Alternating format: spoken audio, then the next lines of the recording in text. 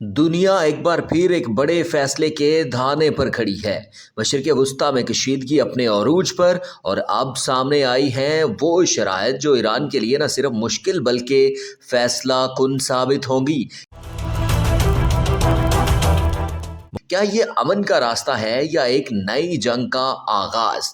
तमाम तर तफसीलात आपसे शेयर करेंगे इस वीडियो में। आप देख रहे हैं RTN डिजिटल और मैं हूं आपका होस्ट ज़ुहैब अंजुम।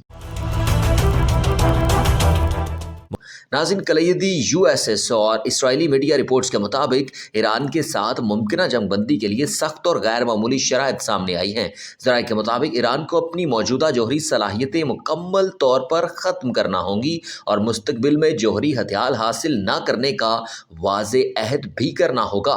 रिपोर्ट्स में कहा गया है कि ईरानी सरजमीन पर यूरेनियम की अफजूदगी मुकम्मल तौर पर ममनू करार दी जाएगी, जबकि ईरान को अपने तकरीबन 450 किलोग्राम 60% अफजोदा यूरेनियम का ज़ख़ीरा आलमी इदारे IAEA के हवाले करना होगा। यानी ईरान सब कुछ अपना आलमी इदारे के हवाले कर देगा। मज़ीद ये कि नतान्स, अस्फ़हान और फोर्डो में कायम जौहरी तनसीबात को ख़त्म करने की शर्त भी रखी गई है और ईरान को अक़वाम मुत्तहिदा के जौहरी निगरान इदारे को मुकम्मल रसाई, निगरानी और शफाफियत फराहम करना होगी। शराइत यहाँ ख़त्म नहीं होती। ईरान को खित्ते में अपने प्रॉक्सीज़ के माली और अस्करी मदद रोकना होगी, जबकि अमनाए हुर्मुज़ को हर हाल में एक आज़ाद और खुला बहरी रास्ता तस्लीम करना होगा। इसके साथ साथ ईरान के मिसाइल प्रोग्राम पर भी सख्त पाबंदियां आयद करने की शराइत सामने आई हैं। मिसाइलों की रेंज और तादाद को महदूद किया जाए और उनके इस्तेमाल सिर्फ दिफा तक महदूद रखने की शर्त शामिल है।